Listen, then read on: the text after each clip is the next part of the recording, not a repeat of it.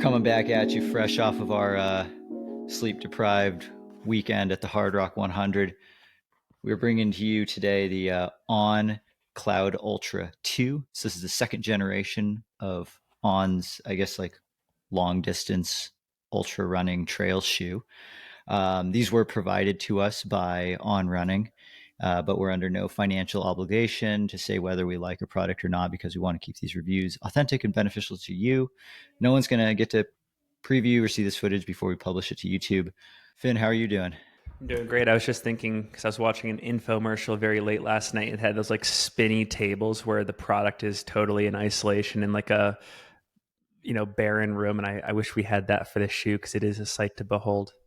Yeah, that would be pretty sweet. Yeah, maybe we need to go more infomercially on these shoes. Like when we list the features, we could be like, but wait, there's more.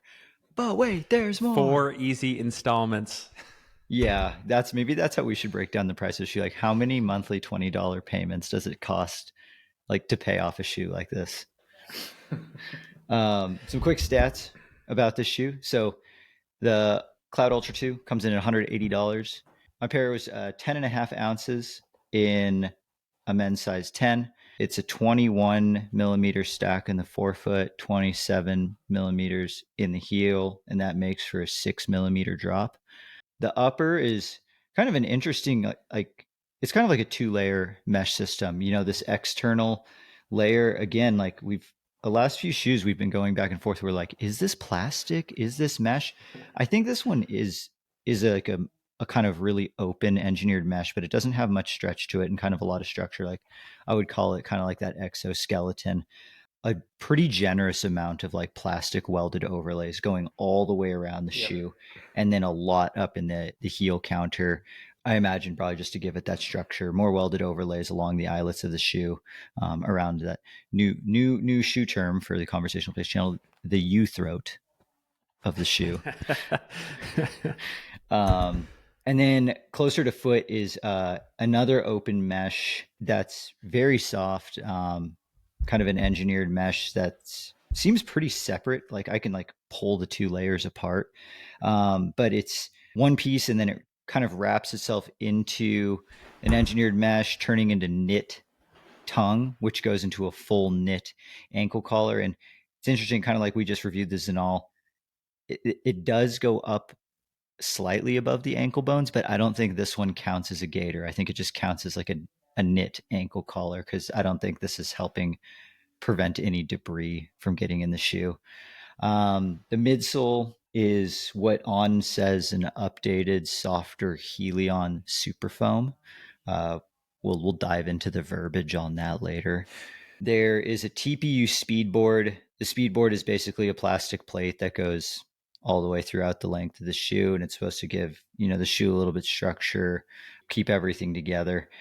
The outsole is an updated mission grip rubber, so this is On's kind of in-house tacky trail shoe rubber. The outsole did change a little bit from generation 1 to generation 2 of this Cloudultra. Basically, the lugs on the Cloudultra, they were smaller, and there was like twice as many of them around the forefoot. They opted for fewer lugs, a little bit bigger, a little bit further apart. I imagine helps out with either grip or durability or both. Finn, what kind of running did you get in for this one? 107 miles in this shoe, varied terrain, mostly relegated to cruisy trails in Big Cottonwood Canyon here in Salt Lake City, a little bit of the Bonneville Shoreline Trail below Mount Olympus. Although I saw you at Hard Rock this past weekend, you had said you'd done a fair bit of high alpine, techie running in this shoe, and it made me realize, because it's advertised as all-terrain, I should go do something similar. So did a run up in Alta last night, and then a run the following night at Snowbird. And so we'll be able to comment, hopefully, to some extent on the performance of that shoe in this type of terrain. But I'm excited because this is one of the few shoes we've reviewed where I've run in a previous model. I ran in that original Cloud Venture. It was my intro to On. I loved that mustard yellow, navy blue colorway. And I took a couple notes, although I wore that shoe back in the summer of 2021, and it was before I went to the Brett Hornig School of Kids Who Can't Describe Shoes Well and want to learn how to do other stuff well too. So I'll do my best to recollect. But yeah, that was my experience. What is this? A school for ants? How many miles did you get in on these ones? 107. Yeah, Oh, 107 nice. across 11, 12 runs and Okay. one So long run, but mostly in that like hour to 60 to 90 minute frame, couple 2 hour runs, one 3.5 hour run. nice. Yeah, I got in 90 miles. I feel like had it not been like a week in Silverton running in the San Juans, it would have been well over 100. But as we both know, the miles tick off pretty slowly over there in the San Juans. But it was cool to get in like four larger mountain days to like truly test the mountain capabilities of this shoe. So that was very interesting, and I definitely learned a lot. Um, I also did a good amount of like cruiser running in Ashland. Oh, I did bring them to Tahoe when we were there for Western States, That's and I right. Yep, I I did get remember in that. a few runs up at Western States, up out of Palisades, Tahoe as well. So again, um, wow, three different mountain ranges for this shoe. I think this is probably the only shoe that I've tested where I ran in three different mountain ranges over the course of the shoe. That's pretty impressive. Um, You're just missing the Trinity Alps now. I know. I mean, yeah, if I drove a couple hours south, I could hit. Yeah, I could hit another one.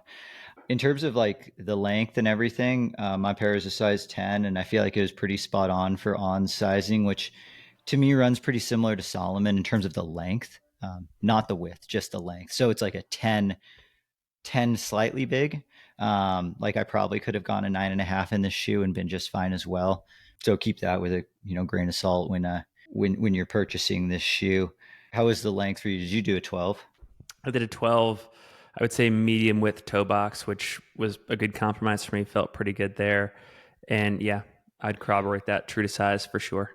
Yeah, this shoe is interesting in terms of the width because I agree. Like, I feel like the actual platform and the stance of the shoe is very much like pretty medium, but I thought this upper was really high volume. I mean, you and I see on yours too, like your eyelets are pretty pinched together right Yeah. around the midfoot. Like, I almost feel like they added way too much material around the arch. Like, so much so, I guess that was one thing that I forgot to talk about. The shoe comes with this little flip switch.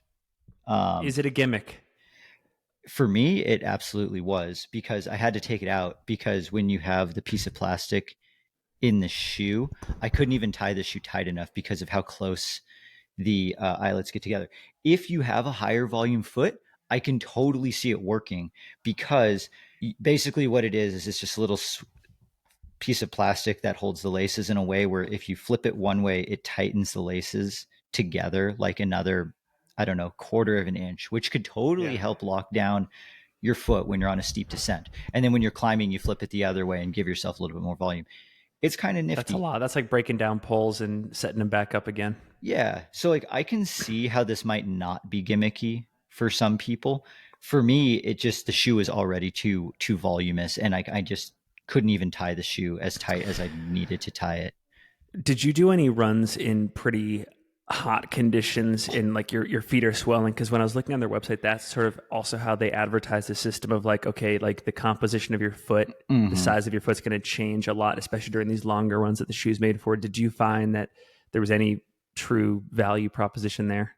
For me, no, because I've just never really been one to have like significant foot swelling over the course of a long race or a long run. Like even at, like any of my hundreds that I've done, I've never like had to untie my shoe and loosen it up or switch to thinner socks. So that's going to vary a lot from person to person. But I've just never been like a swelling foot type. But yeah, so like the fit was interesting. Like I was always able to tie the shoe tight enough to where I got a nice fit, but like it crinkled over a bit in the forefoot then as a result of how much extra material there was. For those who do have like really high arches or higher volume midfoot, this is going to be a great fit. Um, I did think like the actual materials of the shoe were so comfortable. Again, On, in my opinion, is one of those shoe companies that has one of the best step in feels. Like once the shoe is on my foot, it's like, For oh, sure. this is supremely comfortable. Underfoot, though, that's perhaps a different story. I guess we could, yeah, kind of move into like the actual like feel and One the more thing I will ride. say though, Oh yeah. way more ventilation in the upper material in this version than in V1, like by far. That is Yeah, one I thing I had significantly remember. zero breathability problems as well. The one thing I did wish was a little bit better was the drainage of the shoe, because the welded overlays go all the way around the shoe and there's no spot for the water to really truly drain out. That's a great point. The San Juans were super wet last week, and my feet got soaked, and the shoe did drain out eventually, but I think it could have drained out a lot faster had there not been full TPU all the way around. So there was definitely times where I would go through a creek crossing, and then like you would get that sloshy, spongy shoe feel for a while, and then because of the shoe would hold so much moisture for a little bit too long, I would, with that extra weight above and below my foot, it would get to that point where I would like, the upper felt like it was stretching out, and then my foot would like really start to move for the next like, 10 or 15 minutes. So the shoe is That's not great getting wet.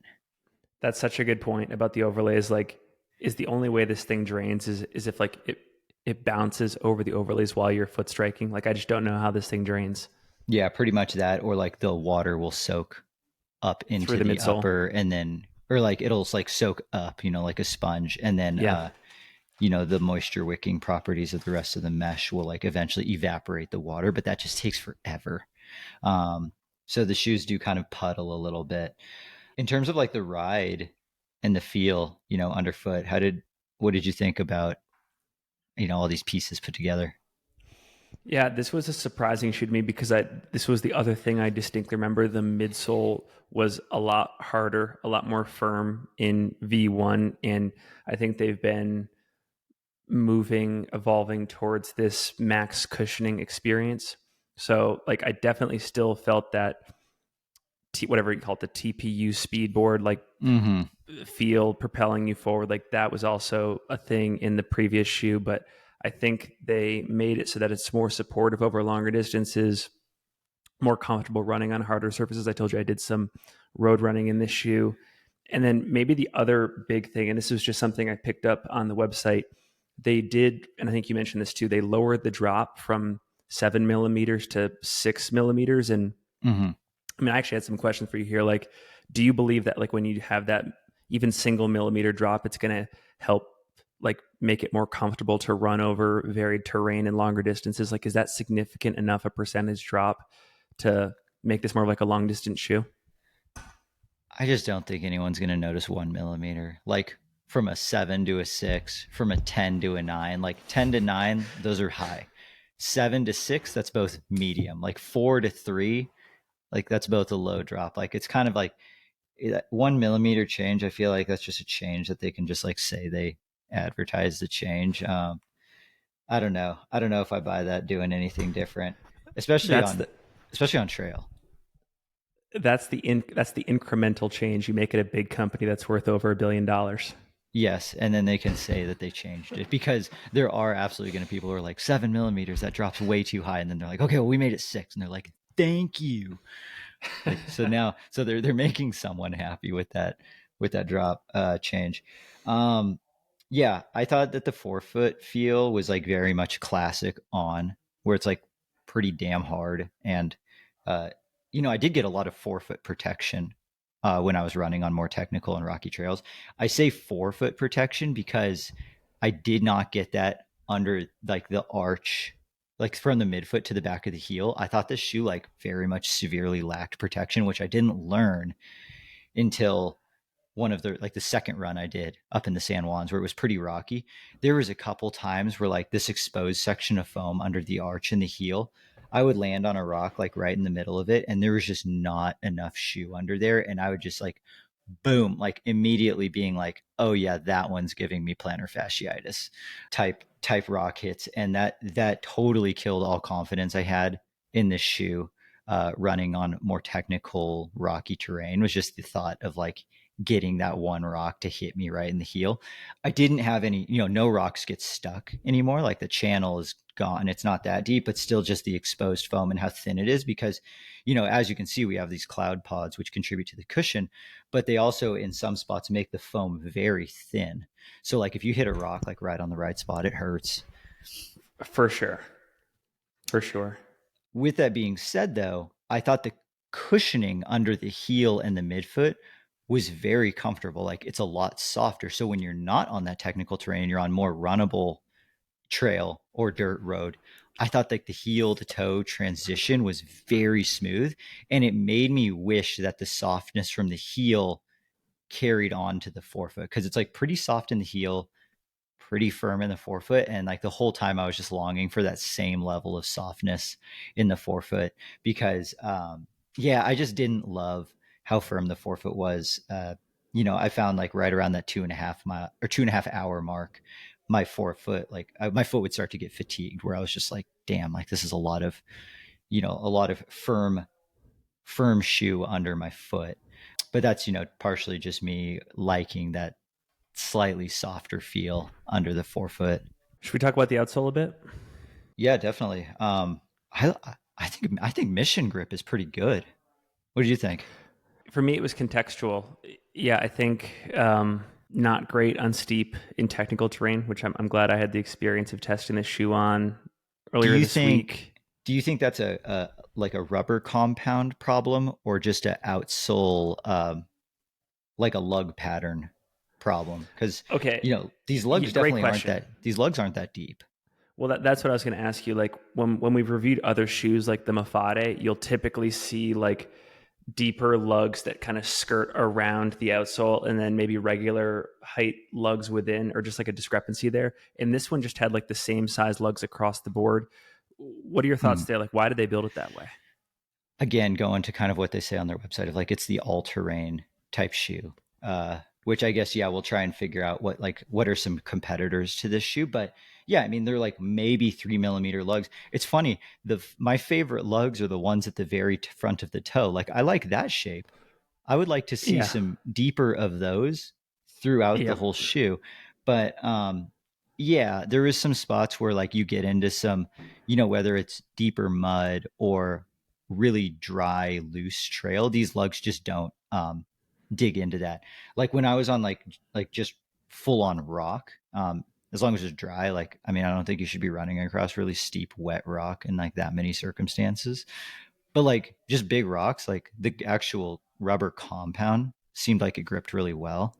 But yeah, again, it's just like they're just square lugs. Like Yeah. a Nike figured that out in like 1970 with their waffle iron. So like it's nothing groundbreaking there. But yeah, I think that very much does play into just the all terrain aspect of the shoe where it's like we're not trying to lean too far in any one direction. Like it's very politically correct, you know? I mean, one thing they one thing one thing they did say that one of their big selling points for the outsole was quote unquote 50% more ground contact, ostensibly for more control on these steeper Mm-hmm. descents.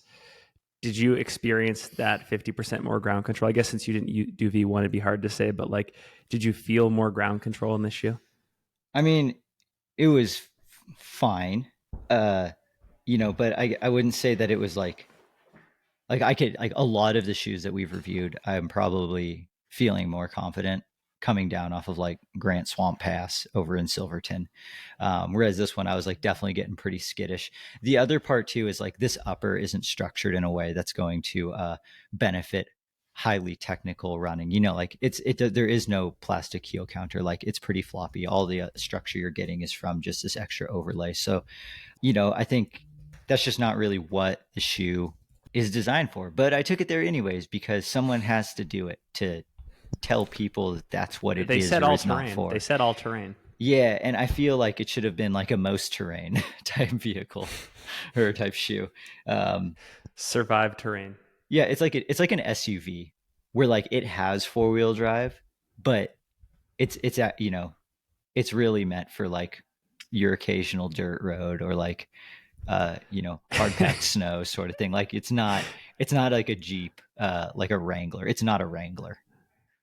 It's like when you see the 3-in-1 shampoo, conditioner, body wash at Walmart, and you're like, yeah, I mean, technically that'll clean me, but like, I don't know. Yeah. Or like, it'll do all the things decent, but it doesn't do any one thing particularly well.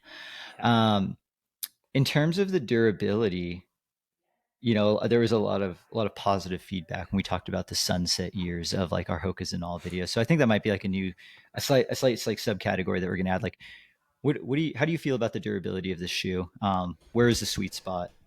How long is this thing gonna So, last?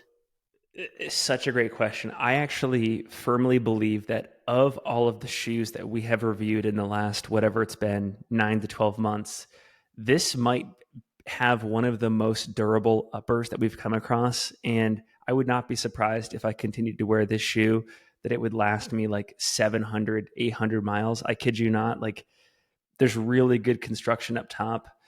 I think inevitably, and I'm already starting to see it, pretty even wear and tear across the outsole lugs on the shoe. So, maybe in that regard, it's a 300 to 400 mile shoe. But this is, again, this is a huge kudos to On and their craftsmanship when it comes to shoes, their beautification of shoes, like the materials they used, the formatting, everything. I think this thing could last. It could look up top really good for a long period of time. What are your thoughts? Yeah, I agree. I don't think the upper is going to be the first thing to go on this shoe. I think it's either the midsole or the outsole. My concerns with the outsole are because it's so many pieces of rubber.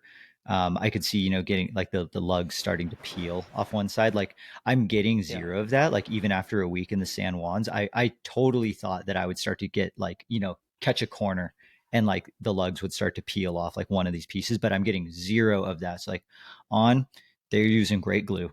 So Oh, it in terms of like just pure durability, like it might be all right. And then the only thing, like I'm already starting to see a few creases in between some of these cloud pods in terms of the foam because like the shoe got to take some massive rock hits.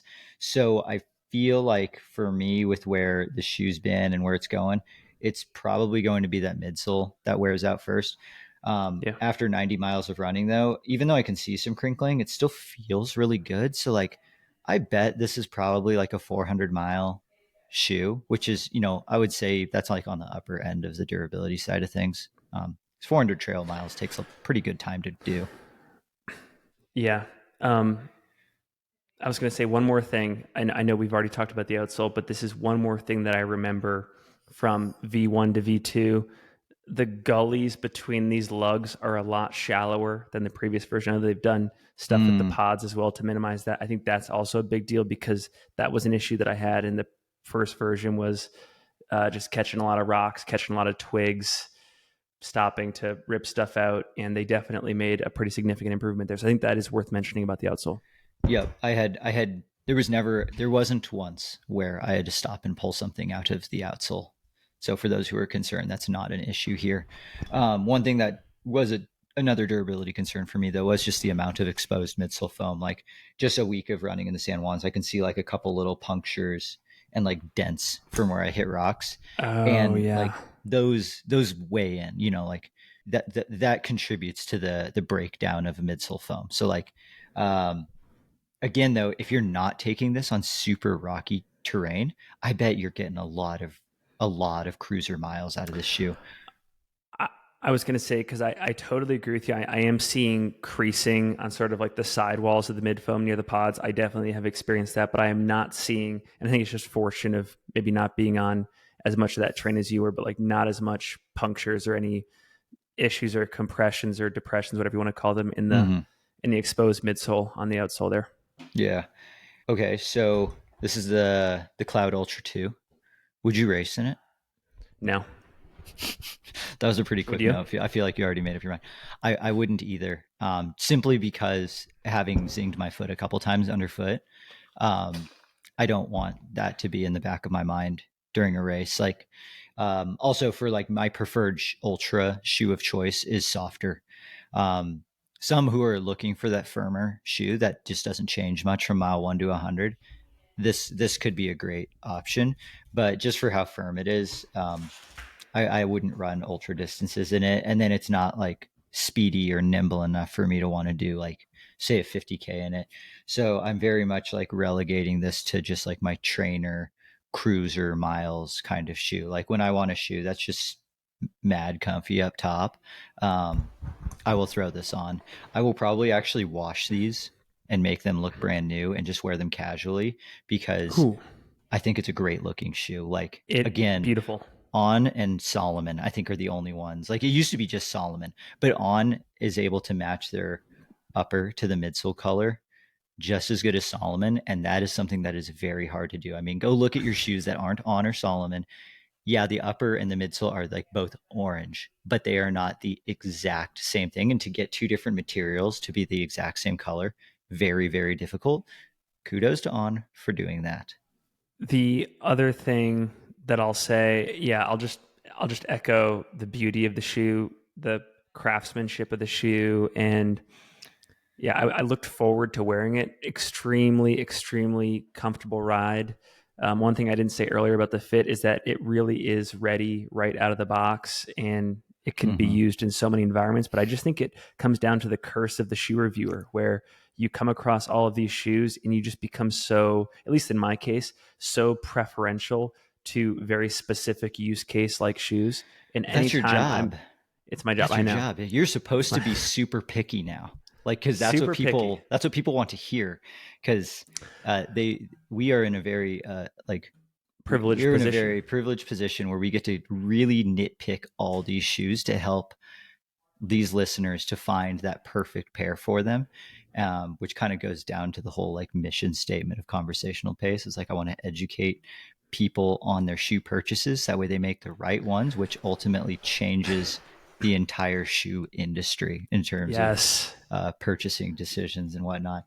I guess Could I say one more thing? last. Oh yeah, totally. Yeah, well, one thing I'm so like obviously on marketed this to some extent as being a Swiss Army knife on trails. It can be all terrain, all environment, and I think we've reached the conclusion that there's holes in that um, position statement. But like I think Pun coming up, we're intended, about to because the pun shoe is intended, full of holes. pun intended, pods. But I mean we're going to be talking about the normal Serac pretty soon, and that's another shoe that has, according to their marketing team, made absolutely no compromises and can be used excellently in multiple scenarios. So this is we're on an interesting string of shoes here. Yeah, we definitely are. We've got some fun things coming up. One thing, so we kind of did talk about like what is this shoe for? Like it's an ultra range shoe, and that's what On positioned it as. They call it a cushioned ultra range trail shoe for long distances and ultra running. Ultra running, I feel like maybe that's going to totally come down to like the preference of the person. Ultra range shoe, I think it's great. So like another ultra range shoe. I mean, well, that's where it becomes tough. Is like the Hoka Challenger is an all terrain shoe, and Yeah. it's like $40 cheaper than this. You have to be willing to pay a few more bucks for the Swiss engineering of this shoe. Also, they said like with soft Helion super foam, they keep calling it Helion super foam, and I don't know what's super about this foam because it's just foam. Like in the road world, super foam is like a plastic base, like TPU, PBAX, PBA foam. Like this is definitely not that. This is just EVA, and they're calling it Helion super foam. There needs to be a governing body that monitors the verbiage that these companies do. Like you can't have champagne if it's not from the Champagne region of France. You should not be allowed to call it super foam if it's not actually super foam. Yeah, what's the shoe equivalent of NSF certified in the supplement industry? It doesn't exist. There's it's the Wild West out here for you being able to call it This is good whatever you want. education. This is good education. Yeah, so like let's get this French officials out there from wine country to figure out some official legal verbiage for these shoes. I'm going to end that rant there. Value. This shoe's $180. It's expensive. It's expensive for this shoe, but it's for like an On shoe, it's average. I would say like 180 is kind of right. Most of their shoes are between 160 and 200. What are your thoughts about that? I can't remember the price point, so I might need your help here. But it seems like a stretch, especially when I'm looking for a Swiss Army knife shoe. The shoe that I compared it to, I know you just said the Hoka Challenger, which is a really Mm. good one. I compared it to the Asics Trabuco Max 2. Yeah, and the That's Max where I would 2 go is I here. think 160. The Tribuco Max 2 is significantly softer. The other shoe that I had written down that is like if you're looking for a firmer shoe that's not too high off the ground, that can do a lot of things, Nike Wild Horse 8. Like Yes. on paper, that's one of the closest competitors to the shoe, except it's got like a much beefier outsole, more protection, more durable midsole, probably not as refined of materials as this On shoe, but it's 130 versus 180. The biggest like swing vote might be that this will fit a probably slightly higher volume foot, but it's a this shoe is in a competitive market, and in that market, this is probably at the very high end of the price point, and like I think you got to just really love like the On aesthetic and be a fan of On to be purchasing this one. Anything else we should cover before we go? This was great. Um, I guess my question for the audience that I written down was, do you think On is going to be a serious trail contender in the next few years? I feel like their shoes are on the right trajectory, but are they too far behind at this point? Because I still think like they're playing catch up over a lot of companies. And while their shoes are getting better, are they getting better too slow? Like, will they get to a point where we do just get to throw them straight into the conversation of like the Solomons, the Hokas, the Nikes of the world? Okay, so just to maybe address that question, one thing I've always wondered, and maybe you could answer it here or start to answer it, is how important is it or how pivotal is it for a shoe company to hire some really single innovative shoe designer out there? For example, like when Mike Ambrose leaves Solomon and then ultimately heads to Normal, and how Mm-hmm. much overnight can things change in that whole thought process of like being too far behind? You can actually cover that distance in a short amount of time because of the talent you bring on board. And On has a lot of money, so it's like, Yeah. could they just be have the pick of the litter in terms of the best teams out there? Yes, they do have the money for that. Whether they throw that money towards their trail sector is a different story.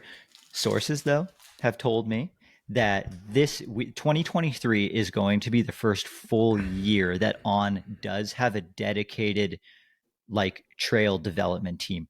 Previously, all of the On trail shoes were made by their road team and just like put some tread on and called it a trail shoe, which is why they were all trash.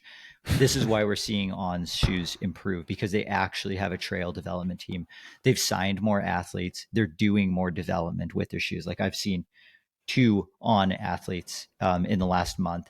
Both of them were wearing new prototypes that they were giving feedback directly to the On developers with. So like just as we've seen a huge jump in like On's road running shoes and especially on the track, we might be in the process of seeing that for trail, but I think they need to make a massive jump for 2024. Um, and I hope they make it. I want to see On improve even more and make it as a trail shoe company.